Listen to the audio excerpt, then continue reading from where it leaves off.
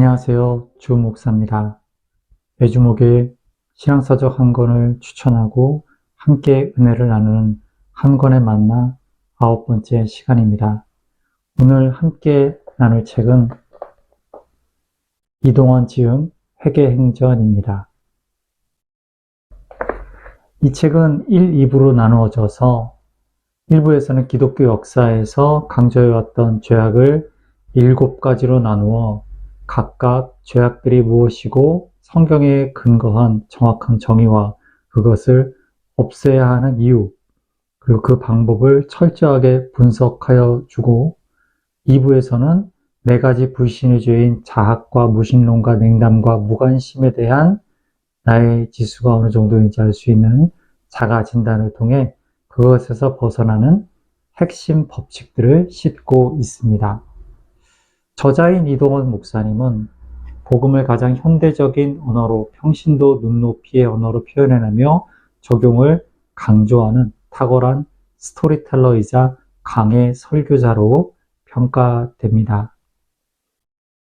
전 세계 흩어진 한인 청년들과 청소년들을 위한 유학생 신앙운동으로 시작해 현재는 초교파적 연합 사역단체가 된 코스타 설립, 그리고 목장 소그룹 운영의 모범이 되었던 지구촌 교회 창립을 했었고, 현재도 집필과 강연 등을 꾸준한 활동을 보여주고 계시는 한국교회의 존경받는 원로이십니다.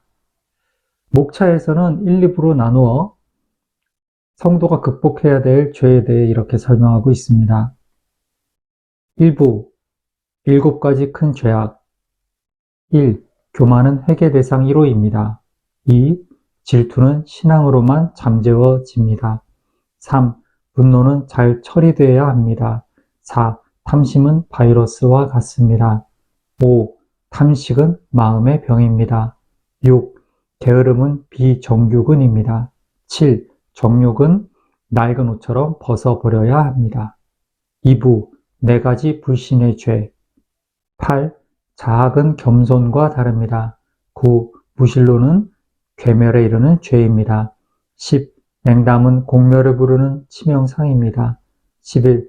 무관심은 은혜를 나누지 못하게 합니다. 1부 7가지 큰 죄악 중에서도 제일 먼저 설명하는 것은 회개 대상 1호인 교만의 죄입니다. 저자는 교만은 모든 죄악의 뿌리로서, 즉 교만이 질투를 낳고 교만이 분노를 낳고 교만이 탐심을 낳는 것이라고 설명합니다.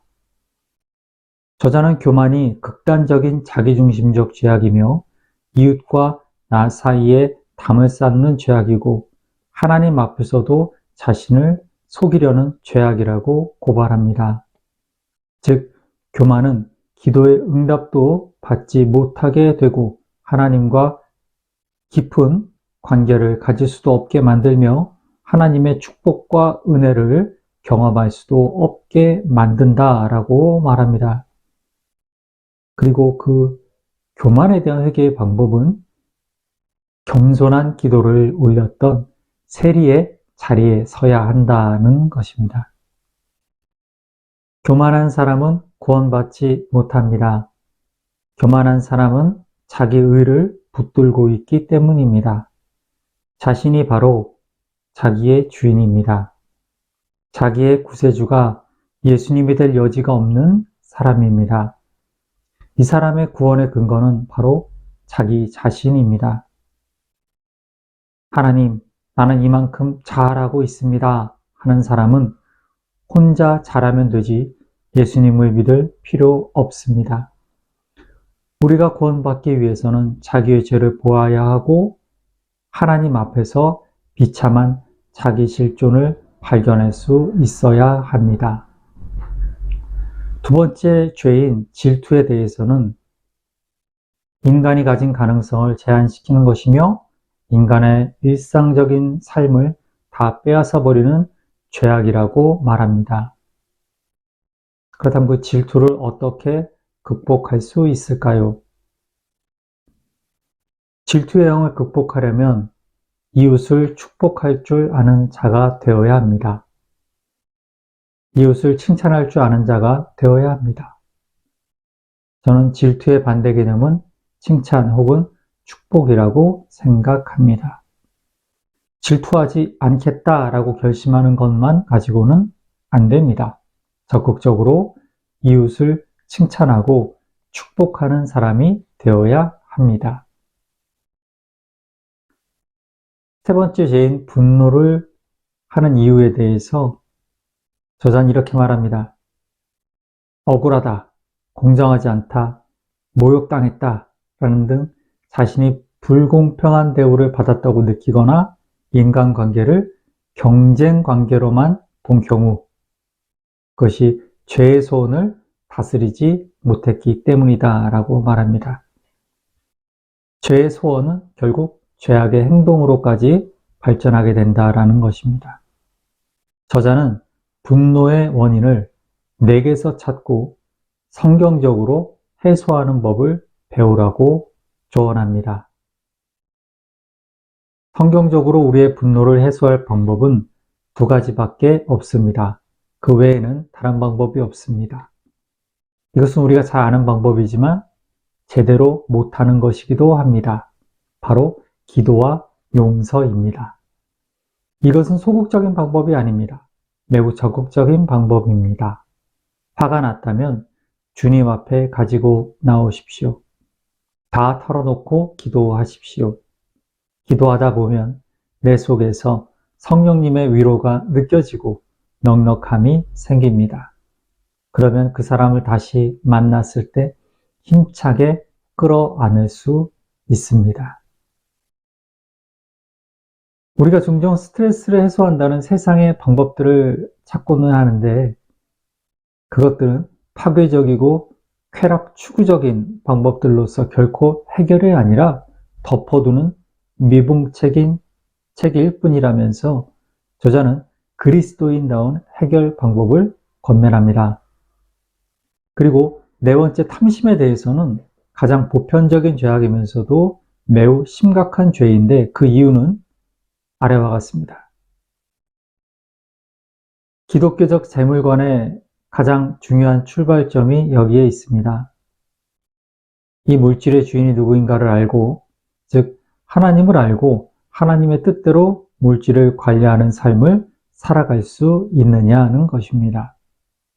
그런데 문제는 우리가 탐심의 노예가 되는 순간부터 주인을 잊어버린다는 것입니다.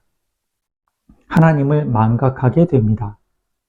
하나님이 보이지 않으니 맹목적인 인간이 되고 맙니다. 저자는 참된 부요한 삶이란 여호와가 나의 목자시여 내가 부족함이 없다라는 성경적인 부요의 삶을 사는 것이라고 말합니다. 다섯 번째 탐식에 대해서는 우리를 순간적인 유혹에 굴복시키는 죄악이며 이를 극복하기 위해서는 순간의 결단을 해야 하고 우리의 미래를 소중히 여겨야 한다라고 말합니다. 무엇을 먹을까 마실까 입을까를 걱정하지 말고 하나님의 나라와 의를 구하는 것이 먼저다라고 조언합니다. 여섯 번째 죄악인 게으름은 소명의 결핍으로 말미암아 생기기 때문에 이 죄악을 극복하기 위해서는 먼저 소명을 회복해야 한다라고 말합니다. 중요한 것은 사랑의 결단입니다. 사랑하기로 결심하는 것입니다. 단테는 이런 유명한 말을 남겼습니다. 게으름은 사랑을 포기한 죄악이다. 엘리가 정말 자기 아들들을 사랑했더라면 그 아들들이 그렇게 죄악 속에 빠져들도록 방관했을까요?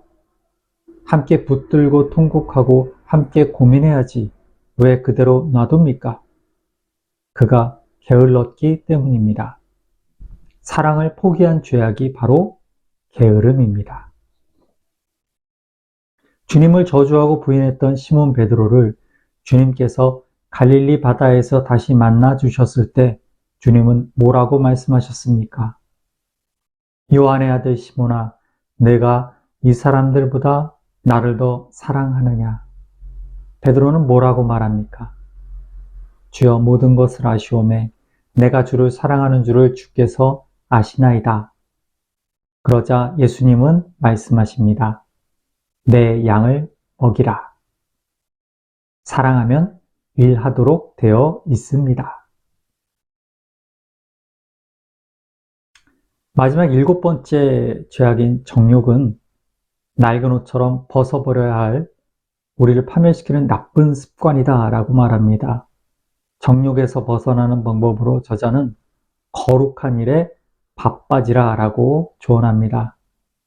다윗의 간음 사건을 예로 들어서 그가 왕이 마땅히 해야 할 일을 등한히 함으로써 죄악에 빠진 것을 기억하고 사단에게 틈을 주지 않고 해야 할 일에 몰두하는 것, 그것이 정욕을 이기는 길이라고 말합니다.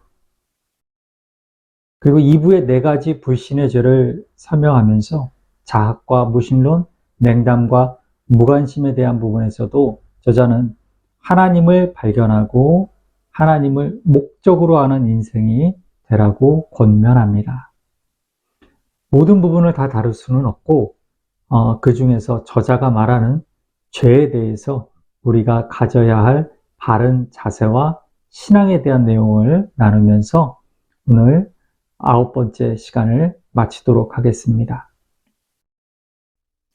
죄는 하나님의 계획을 벗어나는 것이라고 정의할 수 있습니다. 헬라어에서 본래 죄는 표적을 지나간다라는 뜻입니다. 우리가 하나님의 계획, 하나님의 목적을 벗어난 인생을 살아갈 수 있습니다. 우리에게는 우리가 죄 가운데 허우적거릴 때 거기서 그냥 끝나면 어떻게 하나 하는 두려움이 있습니다. 그러나 너무 염려하지 맙시다. 우리가 정말로 하나님의 계획과 설계 안에서 내 인생이라는 작품의 완성을 기대한다면 기억해야 될 말씀이 있습니다. 시편 138편입니다. 여호와께서 내게 관계된 것을 완전케 하실지라. 여호와여, 주의 인자하심이 영원하오니 주의 손으로 지으신 것을 버리지 마옵소서. 하나님이 내 인생과 관계를 맺기 시작한 이상 완전케 하실 줄 나는 믿습니다. 중간에 이 찌그러진 채 넘어져 있는 모습으로 내 인생을 끝내지 않으실 줄을 나는 믿습니다. 그렇습니다. 그 하나님이 우리를 넘어진 자리에서 일으켜 세우시고 다시 한번 기회를 주시고 마침내 내 인생이 아름다운 완성을 향해 갈 수 있도록 다시 한번 촉구하시는 하나님, 그 하나님을 기대해 보시기 바랍니다. 좋은 저녁 되시고요. 주일 교회에서 만나 뵙겠습니다. 감사합니다.